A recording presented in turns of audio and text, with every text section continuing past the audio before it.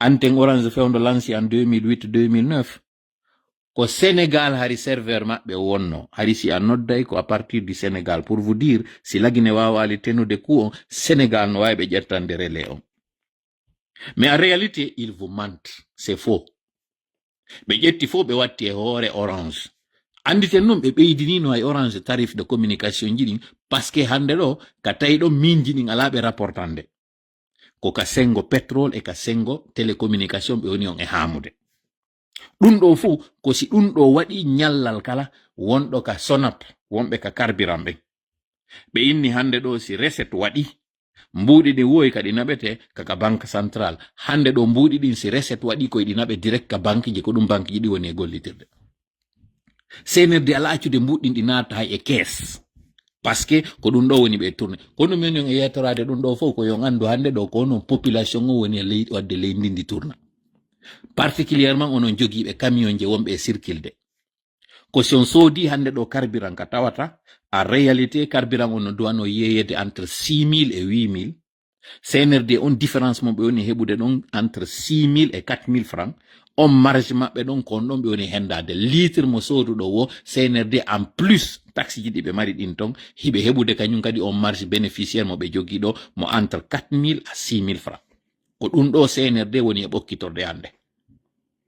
ko mone wolde ɗo kon noon yilte vérifié lanɗo ɗon sofere ɓe citen ɓen tigi ma lanɗo ɗon ɓe ka banque ji ko si ɗi pompe ji ɗin station ji ɗi yeeyi carburant ɗo yo ɗin yaw versoya hande kadi ka duwa versede toon fiyo carburant go aro ko ɗum ɗo CNRD woni jonnude consigne yo naɓe ka banque ji ko ɗi sim banque ji hendike noon onen kadi yoɓa on ɗum ɗo fof komi woni on e yetorde ko yon andu commune de fa auto ngal ngal murtino c'est un véhicule ivre hande ɗo woni e yaade ko wiyete kollagine ɓe kuppude noon débit on fiwata men informe o fiwata mi waɗu live ji anndi fiwata men yeeto mais en même temps wonɗo noon ka service de renseignement yeeti men inni na fiwata wowlu tum hiɓe anndi ko wonɓe ka leydi woni on e naɓande information donc ɓe kuppude débit on ɓe acca kanuji seeɗa udditiɗi ɗi tawata kala ɓe wonɓe rewde ɗin ɗon hiɓe écoutude ko wonɗon e yewde kon ɓe annda kon ɓe woni on e informude o yeetilan o inni éviter messenger éviter whatsapp min alhamdulillah min déjà mi ala gollirde whatsapp eddike hande kadi messenger ɗum ɗo fof ko min on e yetorade komi andin on koye nder état policier wonɗen informateur ɓe amen ɓe min yeetike ɓe fof yoɓe mallintaw kala ko ɓe inata conférence ɗo ɓe jonde men information min udditude menen kadi kanoji goo par ce que ni ko fiyoɓe heɗito ɓe anda kala appel mo waɗuɗon entre 18h à 4h du matin CNRD no jooɗi no heɗitademo woni ko appel direct woni ko internet rewɗon ko wonɓe ka service de renseignement yeeti men inni si ARPT on inni Orange n'arrive pas à gérer le flou c'est faux en réalité ɓe ɗuytu hande kadi laawi ɗin ha heddi laawo e seeɗa koye ɓe udditi koye tawata koye koyɗon internet o woni rewde koye tawata koyɗon hiɓe canal hiɓe kolmbi koye tawata koyɗon hiɓe géri koye hiɓe contrôle flux wonɗo rewde on ton on andi o internet no wawi wasi ko boli waɗa no wawi wasi ko joli waɗa no wawi wasi ko luuroji koye nder mum on nani onon tiko ɓe inni ko câble souterrain ma ko ɓe inta kon fibre optique kon ɗum woni fibre optique ko câble ji ɗiɗon non câble ji no wawi wasi yiɗa udditi tiyoji ndiyan ka ndiyan hani rewrugol si a fermi noon tiyoji ɗin ha heddike tiyoji seeɗa ɗin tiyoji seeɗa ɗon harayɗa reeni ndiyan ɗan non seulement wonɗa rewde ɗon ɗan harayɗa ɗuyti ɗan mais yiɗa wawi andude kadi ko ndiyam boɗi ɗan ko danejan ko bulejan rewi ɗon ko ɗum CNRD woni e wadde miɗo jonnude ɗi information ji ɗo fof fiyo andu tante e o alkamsa ɗo kon to fewdiɗen wawon andude no rentoro ɗon minen mi yeetike kala wonɓe informateur ɓe amen ɓen taw yoɓe deƴƴintino yoɓe deƴƴu fof ɓe fanka ha CNRD gayna wadde ko watta kon mais puisque meɗen jogui kanoji goɗɗi mi rewata e mum ko ɗiɗo woni kam e rewiyo mum meɗen jonnude o information o yi ko yiyete mouvement de soutien on deƴƴi ka o yi ɓe yitti pancarte ji ka ande noon mi yeetike mi wowlata kon ɗum waɗi siko mois de mai ɗo woni ko mois mo ɓe doit accélérede fimu kono mi jonni on indice kon ɗum feƴƴuno 2023 et 2024 feƴƴuɗon ɗo anton noon après mai ko juin juillet été o lanni août septembre ko duwaɓe jooɗade waɗa kañum kadi konko ɓeynata kon préparogol 2026 o mi yeti non ɗo minni élection jiɗin si innama ɗo ɓe kuplayɗi minni ke c'est faux c'est impossible woluɓe ɓen ɗum ko fiyoɓe fenna mi wowli miɗo kirɗa jon non o yi photo kanko Hamana on ɗo iɗon andi e wattano live ɗo ronke wolde fiyama kono ɗum Hamana de wi kañum fi élection jiɗin yetelan ka commentaire ji ɗo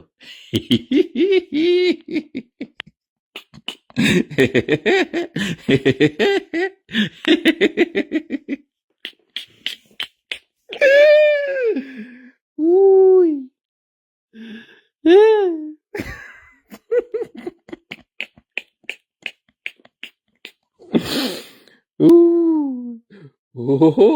Kono de ɓe jaloɓe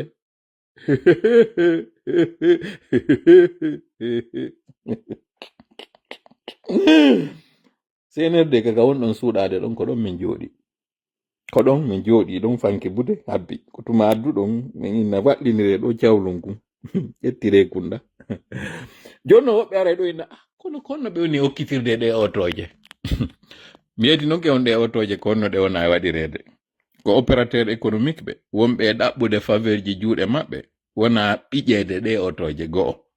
ɗimmel muɗum yeeyoɓe condi on par ce que condi on kanno tawa ko ɓe woni heɓirde mbuuɗi tuma otowal ngal addi condi ndin ha gasi condi ndi yaltina ɗo yo ndin condi yawde nokkugo otowal ngal gayni voyage mum on kañum lanni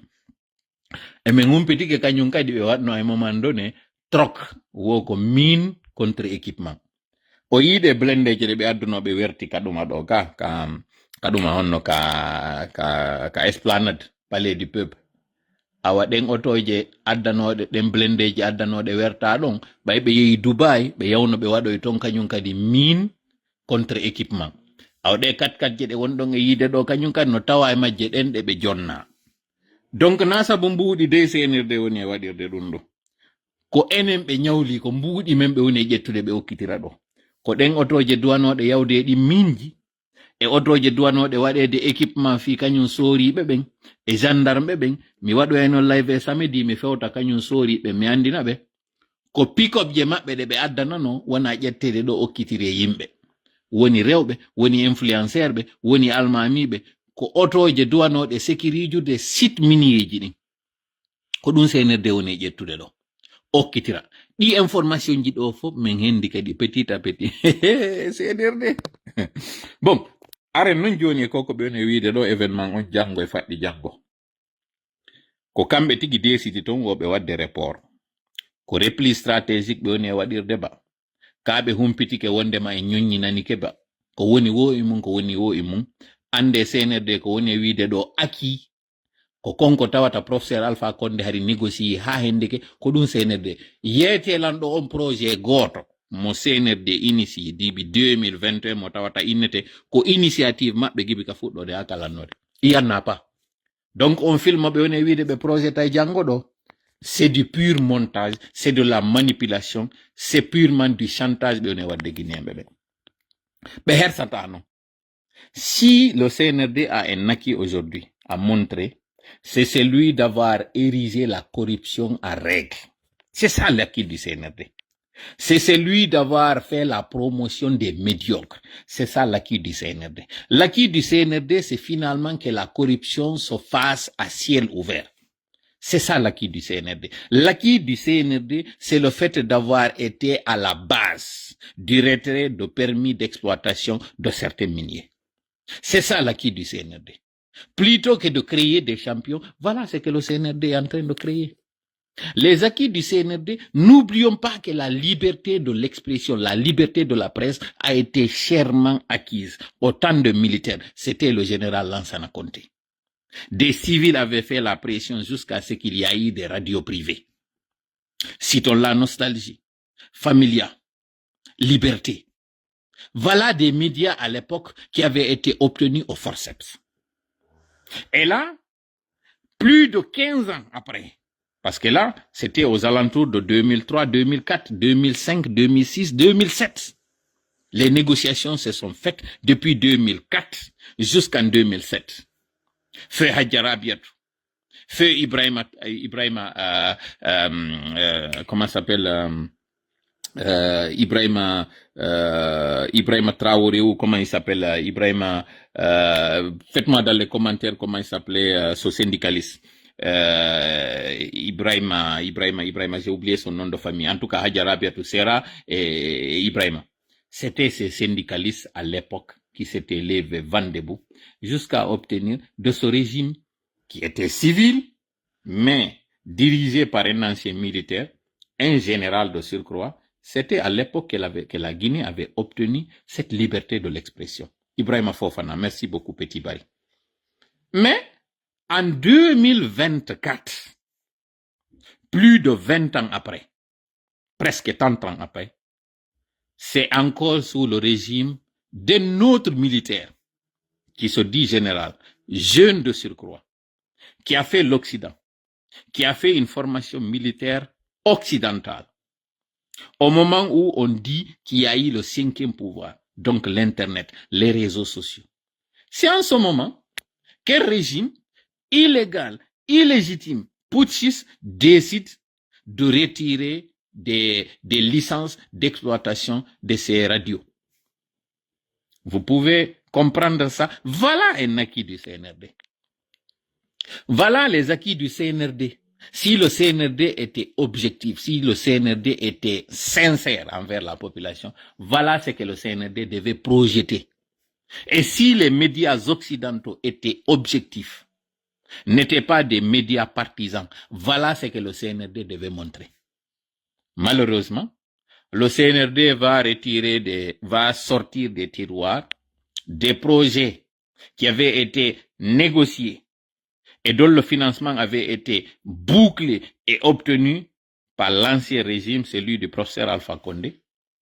qui pendant les 5 dernières années était en train de se battre pour que la Guinée puisse avoir les retombées de son travail lors du premier mandat. Et rappelons que dans ce premier mandat, il y a eu ce virus d'Ebola qui avait empêché à ce qu'il puisse montrer qu'il avait fait 40 ans de lutte. Il a fait son forceps électoral en 2015 pour dire qu'il a fait un coup KO. Et les 5 dernières années, il est allé obtenir des Chinois un financement de 20 milliards. Nous parlons de dollars, hein? L'équivalent de ce que nous sommes en train aujourd'hui de vanter pour ce projet de Simandou. Donc c'est dire qu'il n'y a rien sous le soleil. Hein? Voilà maintenant l'acquis du CNRD. C'est celui de venir aujourd'hui faire de la récupération de cet exploit. Et j'allais oublier, ce Simandou dont on parle, vous avez récemment suivi cette condamnation définitive du milliardaire franco-israélien, Benny Stemmens, qui avait obtenu des blocs de ce Simandou en ayant fait recours à des pots de vin. Il a fallu ce professeur Alpha Condé qui s'est rendu compte de cela et qui avait traîné en justice ce milliardaire. D'abord, le premier effet ou la première conséquence de cette procédure judiciaire, c'est de faire d'abord un coup d'arrêt sur l'évolution ou sur sur le projet dans son format de Benny Stemmens. Ça, c'est d'abord la première des choses qui avait été obtenue immédiatement. La deuxième des choses, c'est les pénalités qui ont été versées et le fait de permettre à la Guinée de revendre et de renégocier le projet Simandou pour l'octroyer à d'autres qui sont plus sérieux. Ça encore, ça a été un deuxième effet. Le troisième effet, c'est celui d'avoir renégocié justement et d'avoir prévu à ce que la Guinée soit détentrice d'abord d'un grand pourcentage en termes de partage ou en termes d'actionnariat, mais aussi de faire en sorte que le port dont on parle et le chemin de fer soit à la fois un port multi-usage.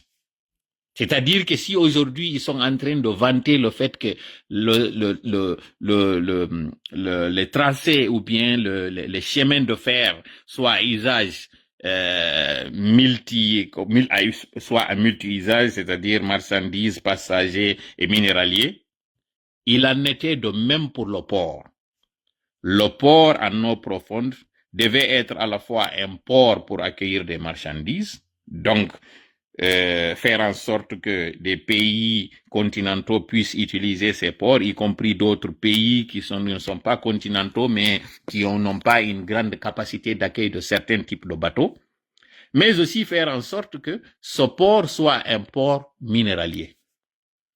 Avec la négociation actuelle du CNRD,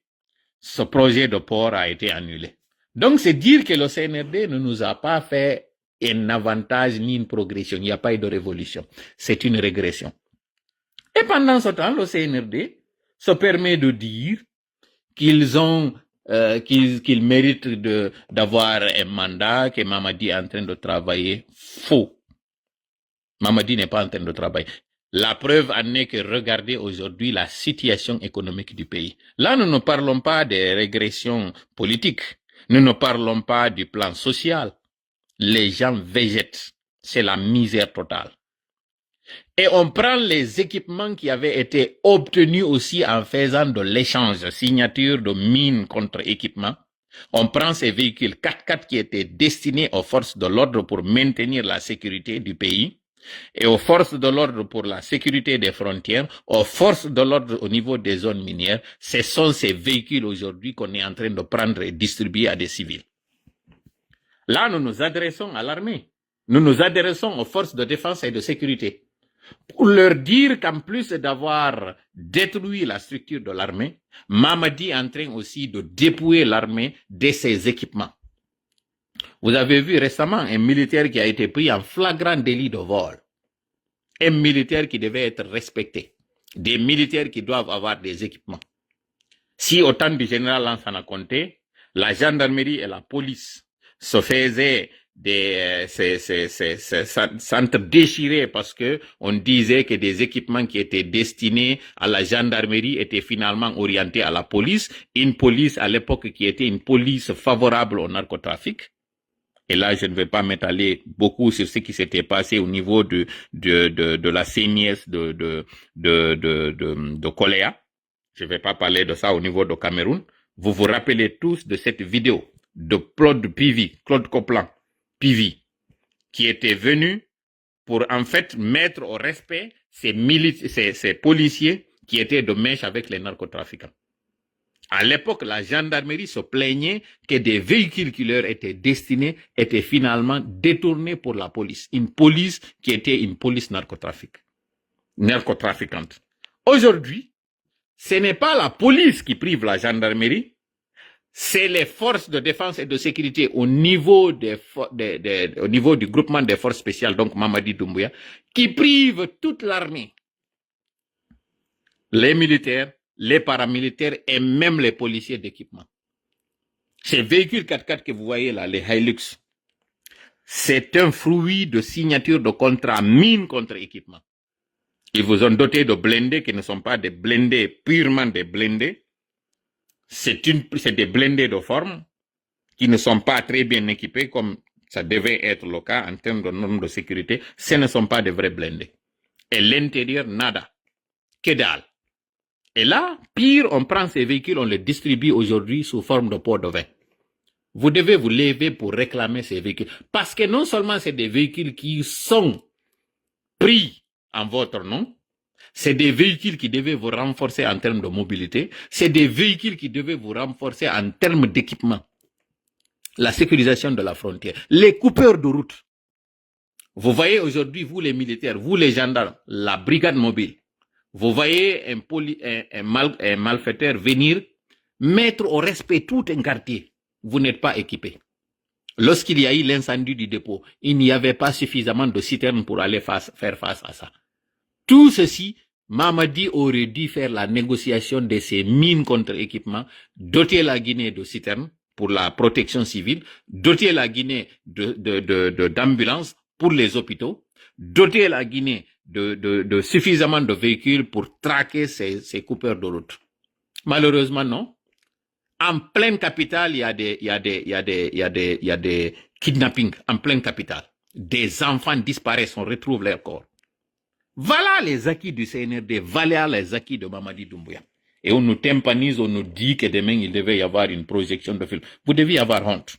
Vous de la diaspora qui êtes en train de faire ça, vous devez avoir honte. Heureusement, la sagesse a pris le dessus et ils ont décidé d'annuler leur événement de demain.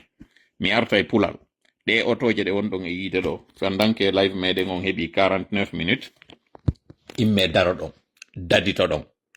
Andon lanni kono ko son décidi on immoto. On retardinay ɗo ha CNRD wawa heɓude wallitotoɓe ɓe. Kaga me adana ɓe mbuuɗi ma ɓe yiida ɗo e ɓe katariɓe en tout cas ɓe ndara nokkugo no ɓe waɗira taƴa tokka. Imme fewndo ɗo lanni no mi wiri no. Si men inni immo wota goto immo nanga yugol no barikadude laawol wota waɗu ɗum kondu woni immagol moɗon ngol koyon desido on wonata ɓe wona ɓe gollitirede ɗo fiyo senirde waɗa ko faala kon jooɗe ka galle moɗo wota o yaltu ñawlaɓe ɓe yo yawƴanta mbuɗɗi fewne e banque ji ɗi wiyo mbuɗi moɗon ɗi yoɓe beebuɗi ɗo yafoɗollan haala kan no mon e wirde no yo jooma banque ji ɗin ɗo ɓe yaltu ɓe yetto jamba man gonga o wota ɓe ƴettu mbuɗi moɗon ɗin ɓe yaɓe jonna ɗi senirde ñamaɗi ɓe fanka ɗo si tawi ñande aduna ɗon dépose gol mbuɗɗin ɓe landanoki on gonto mbuɗɗin ari wota ɓe ye lando on kon ɗum waɗa to mbuɗɗin devise hande ɗo sa yehi yaltinegol devise si tawi na julajo wonɗo e addude marchandise na marɗo nawnoɗo ñawdoyteɗo à l'hôpital hollaɓe ɗon kañum kadi rendez-vous médical on na joguiɗo pay ko wonko janggude à l'étranger mo wonɗa yoɓde frais de scolarité muɗum o ɓe yinete ɓe jonnatama mbuɗɗin kon ɗum woni fii ɗum mbuuɗi ɗi jeyɗa ɗin a naɓiɗi ka banque fiyo ɗi daɗo aroya noon ka banque ɓeynama mbuɗɗi ngala pendant so temps CNRD no senditude mbuuji sodana jiwɓe okkitira jeli e gawlo ɓe waɗa ko ɓe faala ko non woni e yawade hoore mon ko non woni e wadde CNRD no yawe en ɗo ndaare photo makko ɗo kanko ha mana ndaron mo hande ɗo no woniri tawno ɗo no weela ha hatti ndaaremo ɗo yiyonmo hande ɗo ko ɓe woni e ƴoggude ɗo e hoore moɗon waɗa ko faala goɗɗo ñama hoore goɗɗo yaɗa reso yoɗa ko tawata hande kadi ma tawolde fi muɗum goɗɗo non ñaami hoore ne goɗɗo go ya reso yoɗa leeɓi ɗi ɗum no gasa komi yi kon guine en no wonde mo miiral ɗum hay goto donc en fop mobilise ɗen ɓe innuɓe ɓen ɗo ɓe décidi kamɓe ɓe wallitoto CNRD ɓe reporti fi janggo on ɓe reporti kañum kadi fi faɗɗi janggo kono en fop en immoɗo dadito ɗen ɓe ñamata mbuɗɗin Afrique ɓe immoɓe ara ɗo extérieur fi hollugol ɓe faminay ɓe wondi e goɗɗo ɗum ɗo fof ko fiyo ɓe hollu image ji filmé inne himo wonda e muɗum fiyo ndaruno waɗira forcing makko watta en jaɓu kono noon hollirten ɗum ɗo darnel leydi ndi no mi wiri noon complètement darnel ndi gibi juma ɗo sofer darne otoje moɗon o yi ko wonɗon e soñjade e tarawji mi yi actros wal ko waali ka leydi natoygol dabola sofer ɓe no ƴetti martoji no tappa konto travaux public o woni konno wonɗo yoɓirde taxe unique ji ɗi yoɓina ɗon ɗin hitande ɗo carte grise ji ko yoɓina ɗon ɗo permis ji moɗo renouvelle gol ɗum ɗo plaque je mon ko yoɓina ɗon ɗum ɗo fof CNRD kamɓe otoje ɗe ɓe okkitirɗen ɓe falaka kamɓe hay plaque sakko hiɓe dogude san numéro ko ɗum woni ɓe jogaki fus otoje ɗen a wolay tum ɓeyna ɓe niwata men immatricule ɗe par ce que ko goɗɗe go kañum kay mi wona addanede kamɓe tigi ɓe andi na otoje ɗe ɓe jeeyi ɗum ɗo fof ko ɓe woni e waɗirde ko haa ɓe feƴƴa loore maɓɓe nde ɗeɗo fof ɓe ara ɓe récupéra ɗe gotal kono pour le moment ɓe famini ɓe okkiɓe ɓe okkaɓe mi fewta noon e onon wona ɓe wiyaɓe ɗo on okkama ɓen ɗi décision ji ɗi waɗɗon ɗo fof sodunoɓe kañum leyɗe sifa alaji sellu en ɓe soduno leyɗe ɗen en bonne due forme mbuɗɗi yaltinaka compte ji maɓɓe natoy ka compte trésor ɓe jonna kaydi arrêté militaire ma décret waɗa ɓe hendi few inna ndu suuɗɗo kamɓe jeydu ɓe darni kadi e mayru ɓen ɓe jaɓitanama ɗum ɗon innama wondema hari sette kaddi ma innama ko corruption waɗa onon non otoje ɗe okka ɗon ɗe tawata tamma moɗo yaltali e majji onon ɗon holiɗe otoje kon non jeyɗe hiɗo yurmanmi ndara bada ausbillahi mina cheytan rajim bal tuhibbuna al ajila wa tadharuna al akhira a réalité ko gurdan aduna ɗan ɗan yiɗu ɗon jaɓugol geɓum kuntinna yaka seede moɗon non hari ko ɗum ɗo marno kam mi addanayno en ɗo mi humpita en o yafoto noon yewterde nde juuti ɓuri kam heɓɓunoɗon ko raɓɓiɗi ko wonande ɓe arɓe hewti en ɗo événement mo ɓe heɓɓi waɗugol ngol e samedi ɗe mari ɗo kañum kadi ko yewtoyten fii ko woni e feƴƴoyde kollo 31 anditen noon sitting ɗi no woodi duwaɗo wadde Paris faɗɗi janngo ɗo pour le compte de président Aliou Ba on sitting ɗon wonɓe pari ɓen fop wonɓe France ɓen on noddama argol notoɗon moƴƴa jama wakkile immo ɗon aron hollo ngo cippirongo mi ka wonɗo lan yiide ɗon ɗo yuti golle mi ñamal taw mi ñamali